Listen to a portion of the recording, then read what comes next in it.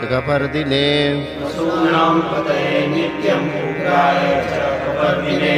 महादेवाय भीमाय त्र्यंबकाय शिवाय च महादेवाय भीमाय त्र्यंबकाय शिवाय च ईशानाय मखघ्नाय नमस्ते मखघातिने ईशानाय मखघ्नाय नमस्ते मखघातिने कुमार गुरुवे नित्यं नीलग्रीवाय वेदसे कुमार गुरुवे नित्यं नीलग्रीवाय वेदसे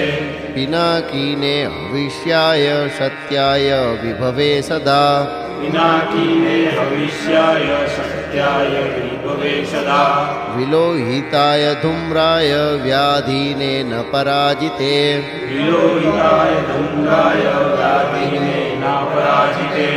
नित्यं नीलशिखण्डाय शूलिने दिव्यचक्षुषे